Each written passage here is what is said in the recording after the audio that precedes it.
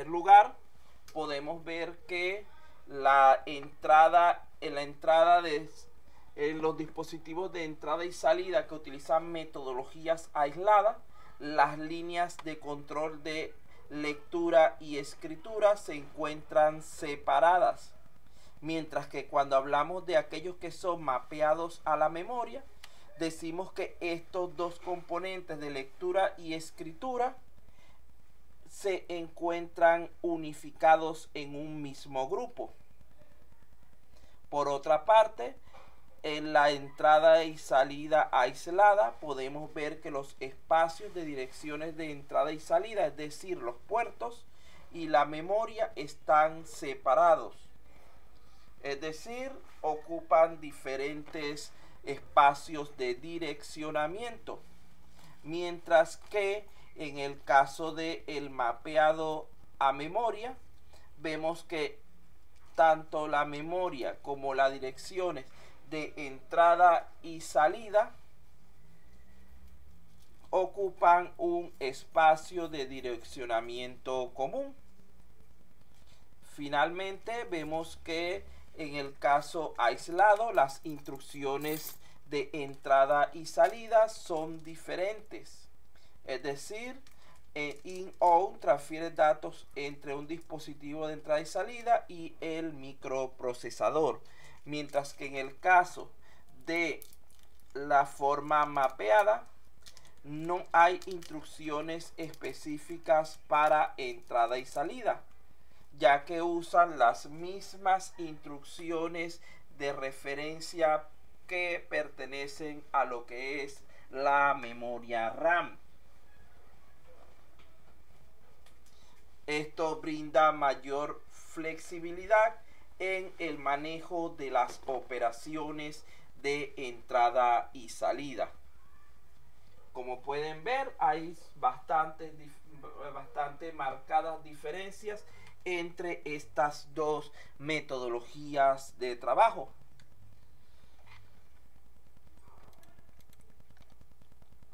Ahora bien, existen diversas técnicas para ejecutar la interfaz de entrada y salida.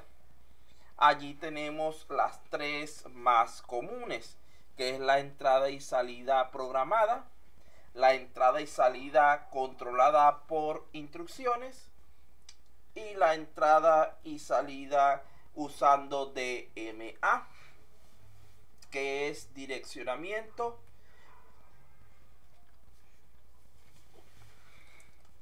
Entonces vamos a ver qué significa cada una de estas. Cuando hablamos de entrada y salida programada, estamos hablando de una metodología síncrona, donde decimos que se conoce como una espera ocupada, es decir, un polling. La forma más simple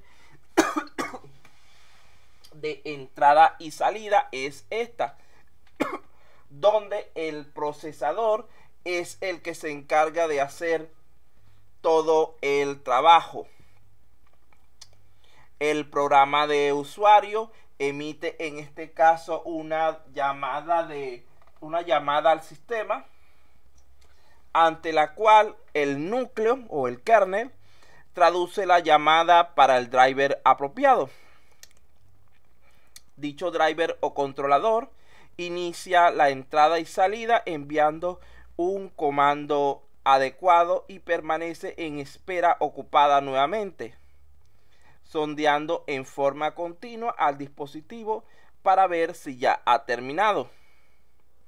Cuando termina el proceso de entrada y salida, el controlador coloca los datos, si los hay, en donde se necesita y regresa.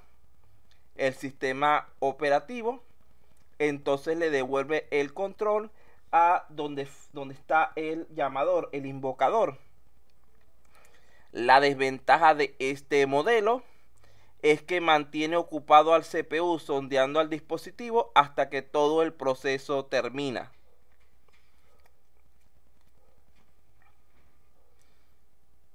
El segundo modelo es el controlado por interrupciones. Este es de tipo asíncrono. En este caso, estamos hablando de que un proceso solicita lo que es, hace el llamado a la función de entrada o salida y se bloquea a través del controlador. Luego se planifica otro proceso. Cuando el dispositivo de entrada y salida ha terminado su trabajo asignado, se produce una interrupción para indicarlo, despertando al controlador.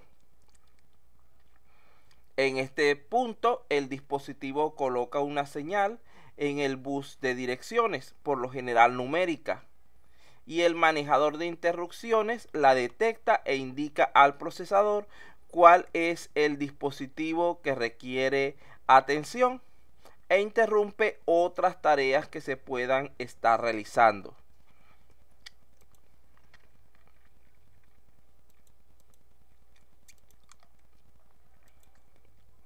Vean que en este caso el vector o tabla de interrupciones apunta a la rutina de servicio de interrupción, indicando el número de línea de direcciones, es decir, el índice, y que contiene la ubicación del dispositivo. Este índice de direcciones reconoce la interrupción. Primero guarda la información del programa interrumpido y luego despierta al controlador. Los controladores son procesos del núcleo con sus propias pilas, componentes y procesos y estados que pueden ser invocados en cualquier momento. Cuando hablamos entonces de entrada y salida usando DMA, que quiere decir acceso directo a la memoria, decimos que el procesador puede solicitar datos de un controlador de entrada y salida, un bit o un carácter a la vez, pero al hacerlo se desperdicia el tiempo de procesador. La mejor solución es utilizar DMA, es decir, acceso directo a la memoria, donde el controlador se encarga de gestionar el intercambio de datos entre el dispositivo de entrada y salida y la memoria principal, sin la intervención constante del procesador, teniendo acceso al bus de memoria de manera independiente. Por lo general, para estos casos se tiene un controlador DMA para varios dispositivos de entrada y salida diferentes.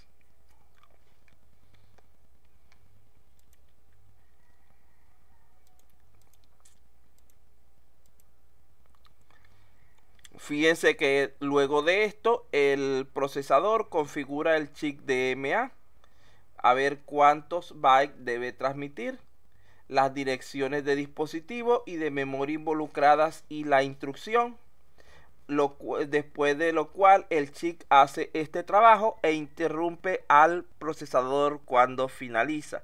¿Qué quiere decir? Que ese chip DMA se encarga de la porción del trabajo y el procesador queda libre para hacer otras funciones más prioritarias. Simplemente tiene que activar el chip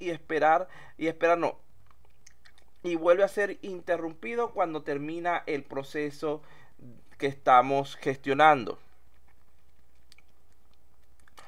El control de DMA convierte varios registros donde el procesador puede leer y escribir elementos tales como la dirección de memoria, el controlador de byte y el contador de control, donde el puerto de entrada y salida y la dirección de transferencia deben ser incluidos, al igual que la unidad de transferencia.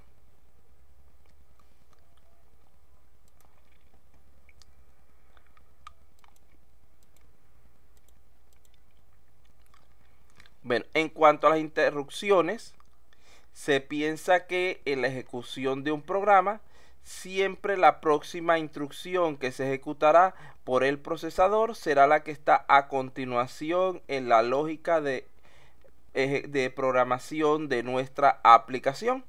Es decir, nosotros esperamos por lo general que el orden de ejecución sea instrucción 1, instrucción 2, instrucción 3, instrucción 4, 5, 6, 7, en el mismo orden que aparecen en nuestro código fuente. Cuando se requiere que el procesador deje de ejecutar el proceso en curso y ejecute una función específica, debemos llamar a una interrupción.